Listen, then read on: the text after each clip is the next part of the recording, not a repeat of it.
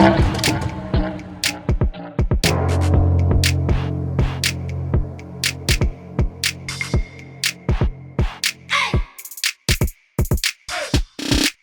குஜராத் நேயர்கள் எல்லாருக்கும் வணக்கம். ஸோ அன்டோல் ஸ்டோரிஸ் சேனல்ல தான் நம்ம நிறைய விஷயங்களை பார்த்துட்டு இருக்கோம். ஸோ இன்னைக்கு நம்ம கூட யார் இருக்கா அப்படின்னு பார்த்தீங்கன்னா, அதாவது சினிமாவில் வந்துட்டு எல்லாருக்குமே ஒரு ஆசை இருக்கும், ஆக்டர் ஆகணும் அப்படின்றது ஆசை. ஸ்டார் அப்படின்றது வித்தியாசம், ஆக்டர் அப்படின்றது வித்தியாசம். நிறைய கேரக்டர் ரோல்ஸ் பண்றவங்க நிறைய பேரும் ஆக்டர்ஸ் தான். ஸோ இன்னைக்கு ஒரு நல்ல character role and villain artist நம்ம ஆக்டர் சம்பத் ராம் சார் தான் இருக்காரு. வணக்கம் சார்.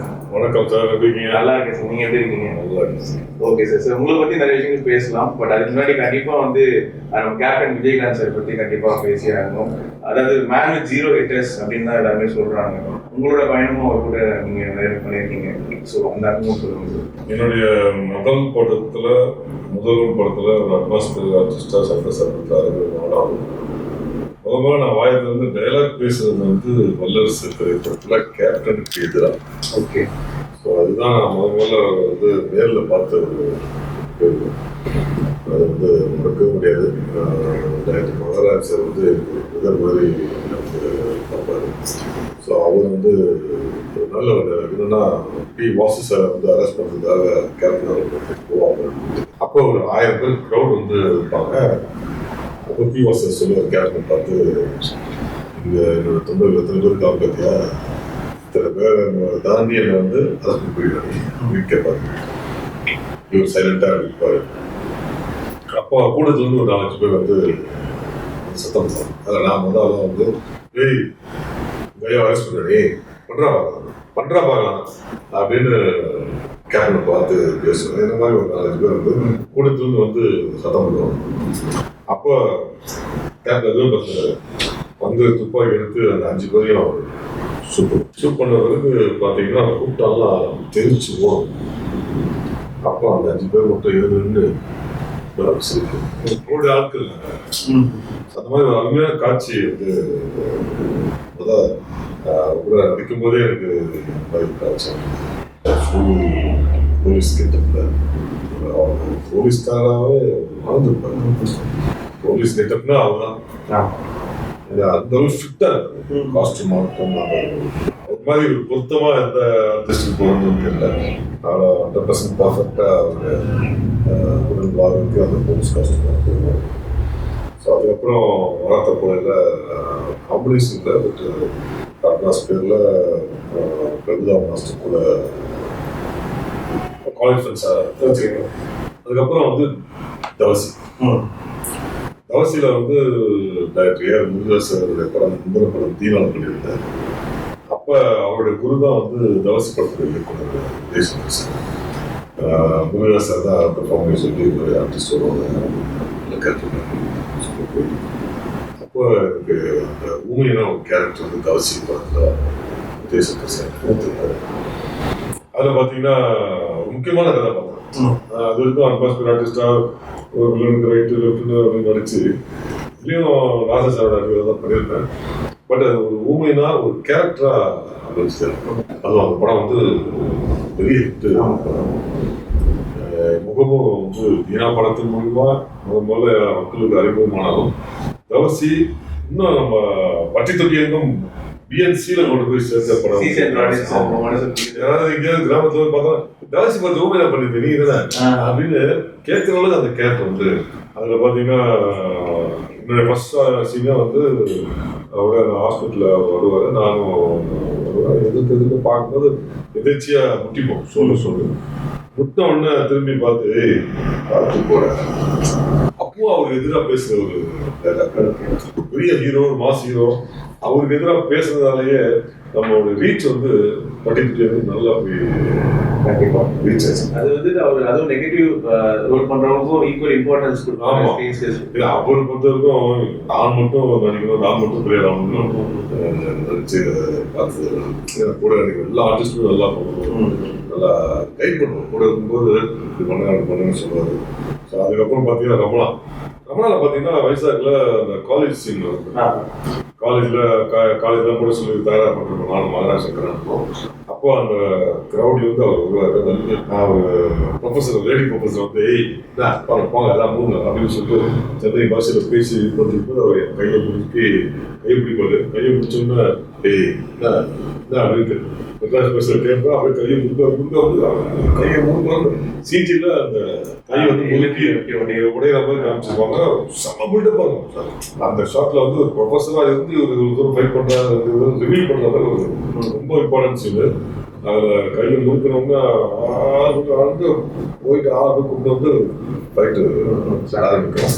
பிரமாண்டமான ஒரு மாசான ஒரு ஃபைட் கண்டிப்பாக.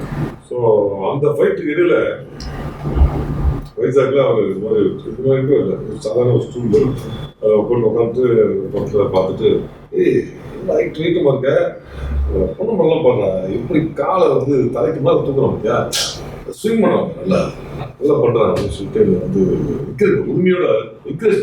நான்லாம் ஒரு சாதாரண ஒரு அட்மாஸ்பியர் ஆர்டிஸ்ட்டு இருந்து வந்து கொஞ்சம் அப்போதான் கேரக்டர் பண்ண ஆரம்பிச்சாங்க. ஸோ என்கிட்டயே வந்து அவ்வளோ ரொம்ப பேசி நம்ம இருக்கிறாருனாவே அந்த செட்டே வந்து ஒரு ப்ரௌடாக ஃபீல் பண்ணுவேன். எல்லாரும் முன்னாடி இருக்கு. நானும் ஒரு 10 படத்தில் அட்மாஸ்பியர் ஆர்டிஸ்டாக பண்ணியிருப்பேன். ஆனால் எங்கேயுமே வந்து டீ காஃபி இதான் கொடுப்பாங்க. சில இடத்துல நான்வெஜ் இருக்கும், நான்வெஜ் இருக்காது. ஆனால் இப்போட படம் ஷூட்டிங் மட்டும் பூஸ்ட் ஹார்லிக்ஸ்லாம் இருக்கும். டீ காஃபி ஒரு பக்கம் இருக்கும், பூஸ்ட்டும் ஒரு நாள் பூஸ்ட் ஒரு நாள் ஹார்லிக்ஸும் அப்படின்னு அதுவும் இருக்கும். நடிகர்களுக்கு டைரக்டர் மட்டும் இல்லை, இது வந்து A to Z எல்லாருமே இருக்கும். அதே மாதிரி நான்வெஜ் இல்லாமல் இருக்காது, மினிமம் 2 நான்வெஜ் ஆகுது. ஸோ இது வந்து இவங்களுக்கு மட்டும்தான் அவங்க மட்டும் தான் இருக்கு. எல்லாருக்குமே ஒரே மாதிரி ஃபுட்டு அவருடைய பார்த்தாங்க. எல்லாருக்குமே நல்லது தான். ஸோ கண்டிப்பாக அது அவர் வந்துட்டு என்றைக்குமே நம்ம மனசில் என்றைக்குமே வாழ்வார். சார் கமிங் பேக் உங்களுக்கு உங்கள் ஜர்னி கோவிடுக்கு முன் கோவிடுக்கு பின் இப்போ வந்து காலகட்டம் அப்படி மாறிடுச்சு. ஸோ கோவிடுக்கு பின் எப்படி இருக்கு உங்களோட சினிமா லைஃப் எப்படி போயிட்டு இருக்கு? கோவிடு இப்போதான் புதுசாக ஃப்ளாட் ஒன்று வாங்கி குடிப்போனேன். டீனரில் இப்போ அதுக்கு முன்னாடி ஒரு 15 வருஷம் வாடகை வீட்டில் இருந்தேன். ஸோ ஆஃப்டர் கோவிட் வந்து உண்மையிலே சொல்லணும்னா நல்லா தான் போயிட்டு இருக்குன்னு செகண்ட் இன்னிங்ஸ். ஆமாம், ஏன்னா கோவிட் முடிஞ்ச பிறகு தான் விக்ரம் படத்தில் நான் கமிட் ஆனேன். ஸோ விக்ரம் படம் வந்து எனக்கு ஒரு மிகப்பெரிய ஒரு திருப்தியாக இருக்குன்னு நான் சொல்லுவேன். Before Vikram and after Vikram சொல்றதுக்கு தான் என்னோட லைஃப் கேரியர் ஆயிடுச்சு.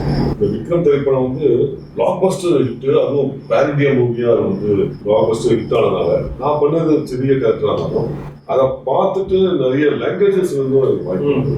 நான் மலையாளத்தில் ஆல்ரெடி ஒரு 6 படம் பண்ணியிருந்தாலும் இந்த படம் பார்த்துட்டு தான் மாளிகைபுரம் அப்படிங்கிற படத்தோட ப்ரொடியூசர் ஆக்டர் ஜோசப் சார் வந்து மெசேஜ் பண்ணி அடுத்து எனக்கு 10 நாள் தேவை, நீங்கள் தான் என் படத்தை வெளியே பண்ணுறீங்கன்னு சொல்லி ஒரு மெசேஜ் பண்ணாரு. இந்த படம் பார்த்தீங்கன்னா மாளிகைபுரம் வந்து பிளாக் பஸ்டர் 3-4 கோடி ரூபாய் எடுக்கப்பட்டு 100 கோடி ரூபாய்க்கு மேலே கலெக்ஷன் ஆன ஒரு மலையாள படம். அதை பார்த்துட்டு தெலுங்குல வந்து 2 படம் இந்த படம் பார்த்துட்டு உடனே எனக்கு கூப்பிட்டது ஒரு ஆங்கில படம், ஹாலிவுட் ஃபிலிம். ஆமாம், ஃபர்ஸ்ட் அட்டன் பண்ணது ஒரு ஆங்கில படம். ஸோ அந்த படம் பார்த்தீங்கன்னா மலையாளி தான் டைரக்டர், ஆனால் முழுக்க அவங்க வந்து ஹாலிவுட் தான் ஒர்க் பண்ணுறாங்க. அமெரிக்காவிலேயே முழு படத்துக்கு முடிஞ்சு ஒரே ஒரு சாங் மட்டும் எடுத்துக்காக சென்னை ஒரு பாம்பு சாங். ஸோ அதுக்கு இந்த படத்தை பார்த்து தான் என்னை வந்து செலக்ட் பண்ணி கூப்பிட்டாங்க. ஸோ தெலுங்குல சிரஞ்சீவி சார் கூட வால்டர் வீரையான ஒரு படம் வச்சிருக்காங்க. இன்ஃபேக்ட் கன்னடத்துலேயுமே வந்து தேவராட்டா பல்லவராகணும் அப்படின்ற ஒரு திரைப்படத்தில் 3 லீட் கேரக்டர்ல நான் ஒரு கேரக்டர். நீங்கள் சொன்ன மாதிரி செகண்ட் இன்னிங்ஸ் வந்து விக்ரம் அப்புறம் ஆரம்பிச்சதுன்னா சரி. இப்போ நீங்கள் வந்து ஃபர்ஸ்ட் தமிழ்ல தான் ஒர்க் பண்ணீங்க, இப்போ நிறைய இண்டஸ்ட்ரீஸ்ல ஒர்க் பண்ணீங்க. என்ன டிஃபரன்ஸ் பார்க்குறீங்க நம்ம இண்டஸ்ட்ரீஸ்க்கும் இப்போ மாலிவுட்டுக்கும் இருக்கும் இல்லை காலிவுட்டுக்கும் என்ன டிஃபரன்ஸ் பார்க்குறீங்க? லாங்குவேஜில் அடிக்கிற ஒரு ஆர்டிஸ்ட்டை லாங்குவேஜில் கூப்பிட்றாங்க, ஒரு நல்ல கேரக்டர், அதுக்கு உண்டான சம்பளம், அதுக்கு உண்டான ட்ரீட்மெண்ட், இப்படி தான் போடுவோம்.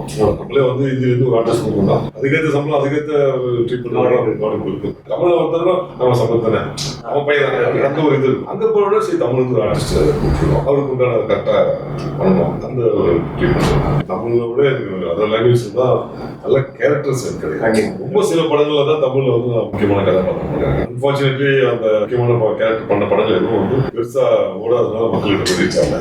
பட் ஆனால் ஹிட்டான படத்துல நான் வந்து villain right left hero right left சின்ன கேரக்டர் பண்ணதுனால தொடர்ந்து அந்த மாதிரி கேரக்டர்ஸே வந்து தமிழ்ல வந்து கொடுத்துட்டு சொன்னாங்க. இந்த கேரக்டர் இருந்தாலும் என் கேரக்டர் ரெஜிஸ்டர் பண்ணி அந்த மனசுல பதிவுபடியான கேரக்டர் கொடுத்தனால்தான் அதர் லாங்குவேஜ்.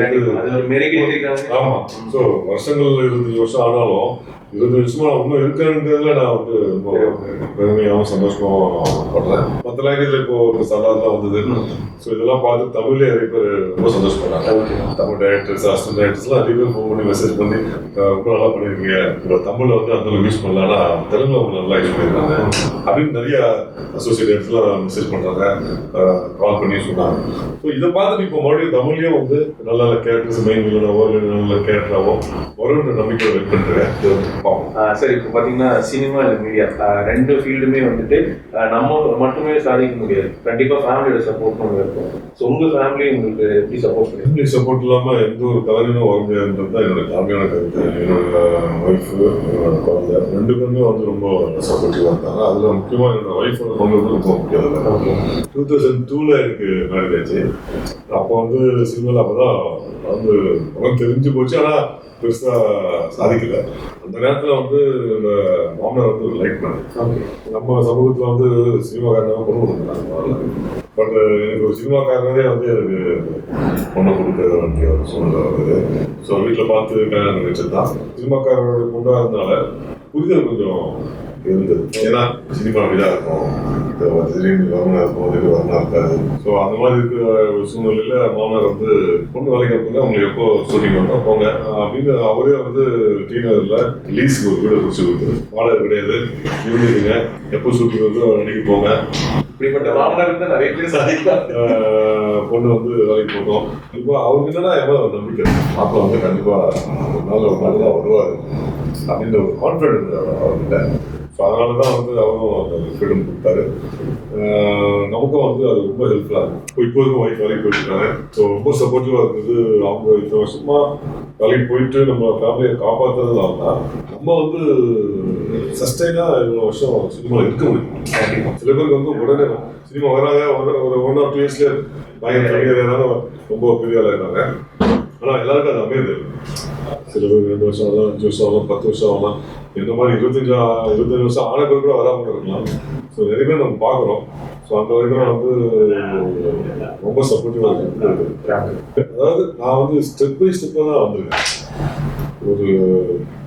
ஒரு ஸ்டெப்பாக தான் வந்திருக்கேன். அப்படியே 5 ஸ்டெப்பு, 10 ஸ்டெப்பு, 50 ஸ்டெப்பு, 100 ஸ்டெப்பு அப்படின்னா என் லைஃப்பில் நடந்ததே கிடையாது. ஸ்டெப் ஸ்டெப்பாக மேலே வந்துட்டு இருக்கேன். இப்போ வரைக்கும் பேக்கில் போகாமல் ஒரு ஸ்டெப்பாக மேலே தான் போயிட்டு. ஸோ நேற்று இருந்த விட இன்னைக்கு பெட்டராக இருக்கேன். அதே மாதிரி கண்டிப்பா பெட்டரா தான் இருக்கும் நம்பிக்கை. கண்டிப்பா ஃபேமிலி அப்படியே பெருசா வரலாம் ஒன்றும் கவலை இல்லை, இருக்கிறதே ரொம்ப சந்தோஷமா இருக்கு. இப்போ வந்துட்டு நம்ம தமிழ் சினிமா வந்துட்டு டைப் காஸ்டிங் அப்படின்றது ரொம்ப முக்கியம். அதாவது இப்போ நீங்க வந்து இந்த ரோல் கரெக்டா இருக்கீங்கன்னா இதே மாதிரி ரோல்ஸ்லாம் உங்களுக்கு திருப்பி வந்துட்டே இருக்கும். ஆனா உங்களுக்குன்னு ஒரு ஆசை இருக்கும்ல, நம்ம இந்த மாதிரி கேரக்டர் பண்ணலாம், இந்த மாதிரி ஒரு டிஃப்ரெண்டான கேரக்டர் எக்ஸ்ப்ளோர் பண்ணலாம், ஆனா அந்த மாதிரி வர மாட்டேங்குதுன்னு ஒரு ஃபீலிங்கும் இருக்கும். அந்த மாதிரி என்ன கேரக்டர் சார் பண்ணலாம் சார்? சிலதெல்லாம் நான் எதிர்பார்க்காம சில விஷயங்கள் நடந்தது. ஓகே, என்னுடைய இறந்தா படம் கசகசா அப்படிங்கிற திரைப்படத்தில் ஹீரோ அதெல்லாம் எதிர்பார்க்காது. அதர் லாங்குவேஜில் போய் நடிப்புன்னு நான் எதிர்பார்க்கவே இல்லை. ஃபஸ்ட்டு கன்னட படத்தில் சைனர் அப்படிங்கிற படத்தில் நடித்தேன். முதல்ல மலையாளத்தில் ஜனகன் அப்படிங்கிற படத்தில் அதுவும் மோகன்லால் சாரும் சுரேஷ் கோபி சாரும் ஹீரோக்கெல்லாம் நடித்த படத்தில் நான் மெயின் தான் பண்ணேன். ஓகே, அப்புறம் தெலுங்குல எவரைனா எப்படினா அப்படிங்கிற திரைப்படத்தில் முதல்ல நான் எல்லாம் பண்ணேன். ஸோ இப்படி நான் எதிர்பார்க்காதெல்லாம் சில விஷயங்கள் எல்லாம் நடந்தது. ஆனால் முயற்சி பண்ணிட்டே இருப்பேன். ஆனால் அதுவாக கடவுள் நடந்தது. இப்போ நான் வந்து ஸ்க்ரீனில் வந்தால் போகணுன்னு தான் நினைச்சேன். அப்புறம் அது கொஞ்சம் வந்து முகம் தெரியாமல் கேரக்டர் பண்ண நினச்சேன். அது வந்தது. அவன் மெயின்லாம் பண்ணுறா அப்படின்னு நினச்சி இப்போ அதர் லாங்குவேஜில் அப்படி வந்தது. நான் எதிர்பார்க்காத இன்னொரு விஷயம் நடந்தது என்னன்னா, கள்ளத்துப்பாக்கி ஒரு படத்தில் பிடி வாஜர் கேரக்டர் எனக்கு அப்பாவும் பாடியிருக்கேன். அந்த படத்தோட டைரக்டர் வந்து லோகேஷ். அவர் வந்து அடுத்து சர்வதேசம் அப்படின்ற ஒரு படம், அதில் திருநங்கையா வந்து ஒரு ஹீரோ கேரக்டர் வந்து நடிக்க வச்சாங்க. ஒரு 70% ஷூட்டிங் முடிஞ்சு அந்த படம் வந்து அப்படி நிற்கிது. அது நடிக்கும் போதே ஸ்பாட்ல எல்லாருமே வந்து எனக்கு பாருங்க சார் ரொம்ப வித்தியாசமா இருக்கு. ஒரு கேரியில இது வந்து ரொம்ப இம்பார்ட்டன்டான படமா இருக்கிற அவரெல்லாம் வாங்குவீங்க அப்படின்னு ஸ்பாட்ல கிளாப்ஸ்லாம் தந்தாங்க சில காட்சிகள் நடிக்கும்போது. ஸோ அந்த படம் வந்து எனக்கு இன்னும் வரலேன்னு வருத்தம். இன்னைக்கு அதான் ஒரு நல்ல ப்ரொடியூசர் கிடைச்சி இந்த சர்வதேச திரைப்படம் எடுக்கப்படும். அந்த படத்தில் அந்த திருநங்கை கேரக்டர் வந்து நான் பண்ணுவேன்ற ஒரு எதிர்பார்ப்போட ரொம்ப ஆசையாக காத்துட்ருக்கேன். நான் ரொம்ப எதிர்பார்க்குற ஒரு படம் ஒரு கேரக்டர்னா நீங்கள் கேட்டதுக்கு பதில் வந்து அந்த திருநங்கை கேட்டோம். ஓகே சார், கண்டிப்பாக அது நானும் பார்க்கணும்னு ஆசைப்படுறோம். இப்போ வந்துட்டு ஆக்டிங் நிறைய பேர் பண்ணணும் அப்படின்னு சொல்லிட்டு நிறைய இன்ட்ரெஸ்டோட சுற்றுறாங்க. மெயினாக ஆக்டருக்கு வந்துட்டு ஒரு ஃபிசிக்கலாக இருக்கட்டும் இல்லை லுக்ஸை தாண்டி மைண்டும் பாடியும் எவ்வளோ முக்கியம். ஏன்னா உங்களுக்கும் டிப்ரெஷனாக இருக்கலாம், நீங்களும் ஒரு நாள் டவுனாக இருக்கலாம். பட் நீங்கள் எப்படி அதை கோப் பண்ணுறீங்க? மைண்டும் பாடி ஒரு ஆக்டருக்கு எவ்வளோ இருக்கு? நீங்கள் கேட்ட கேள்வி வந்து எல்லாருக்கும் விழிப்புணர்வு ஏற்படுத்துகிற ஒரு பதிலாக இருக்கும் கேள்வியாக இருக்கும். 15 வயசுலேருந்து பேஸ்கெட் பால் ஆகிடுச்சு. ஒவ்வொருத்தருமே வந்து ஏதாவது ஒரு விளையாட்டில் இருந்தாங்கன்னா இந்த ஸ்ட்ரெஸ்ஸே வந்து இருக்காது. நாட் ஓன்லி ஃபிலிம் ஆக்டர்ஸ், எந்த துறையில் யாராவது ஒரு மனிதராக பிறந்தவங்க எல்லாருமே நிச்சயமான ஸ்ட்ரெஸ்ஸை வந்து பீட் பண்ணி நல்ல நிலைமைக்கு வர முடியும். அதில் எனக்கு ரொம்ப யூஸ்ஃபுல்லாக இருக்கிறது என்னுடைய பேஸ்கெட் பால். எனக்கு எப்பப்பெல்லாம் ஸ்ட்ரெஸ்ஸாக இருக்கோ ஒரு 4 ரவுண்டு எங்கள் ஃப்ளாட் சுற்றோம்னா சரியாயிடும். அப்புறம் ஜிம்மில் போய் லைட்டாக நான் ஒன்றும் ரொம்ப பாடி ஃபிட்லாம் இருக்காது, ஃபிட்லாம் ரொம்ப கம்மியாக எக்ஸசைஸ் பண்ணிட்டு ஆனால் ஃபிட்டாக வச்சுக்கணும் முடியாது. டைம் கிடைக்கும் போதுலாம் வந்து மூச்சு பயிற்சி யோகாசனம் இதெல்லாம் வந்து எனக்கு தெரிஞ்சதை எது கரெக்டாக இருக்குமோ அதை மட்டும் பண்ணுறேன். புதுசாக வரவங்களுக்குலாம் வந்து நடிப்பு பயிற்சி கல்லூரி கிளாஸ்லாம் நிறைய நடக்குது. புதுசாக வரவங்களுக்கு அங்கே போய் கற்றுக்கலாம்னா நடிப்பும் கற்றுக்கலாம். அந்த நடிப்பை வந்து கேமரா முன்னாடி போன பிறகு எவ்வளோ ஸ்ட்ரெஸ்ஸாக இருந்தாலும் அங்கே எப்படி அதை சமாளித்து நடிக்க முடியும் அப்படிங்கிறது அந்த மாஸ்டர்ஸ் வந்து சொல்லிக் கொடுப்பாங்க. நானும் ஒரு நாள் கிளாஸ் அட்டன் பண்ணியிருக்கேன். அதில் சில எக்ஸசைஸ்லாம் சொல்லித்தரேன். ஷூட்டிங் புதுசாக போகிறோன்னா ஒரு 2-3 நாள் அந்த எக்ஸசைஸ் பண்ணுவேன். அப்போ எனக்கு வந்து அந்த ஷூட்டிங் போகும்போது ஸ்பாட்டில் போகும்போது எனக்கு எந்த ஒரு டிஸ்டர்பன்ஸ் இருக்காது. கிளாஸ் அட்லீஸ்ட் ஒரு நாள் போனால் கூட வித்தியா கற்றுட்டு வந்துட்டோம்னா அந்த ஸ்ட்ரெஸ் எல்லாம் எப்பவுமே இப்போ வந்து ஒரு ஆக்டர் வந்துட்டு ஒரு ரோல்ஸ் நீங்கள் நிறைய ரோல்ஸ் பண்ணுறீங்க. அப்போ நீங்கள் வந்து ஸ்விட்ச் பண்ணுவீங்களா? அதாவது இப்போ நீங்கள் கேமராக்கு முன்னே அந்த கேரக்டராக இருக்கீங்க, கேமரா கட் பண்ணால் நீங்கள் நார்மல் ஆகிடுவீங்க.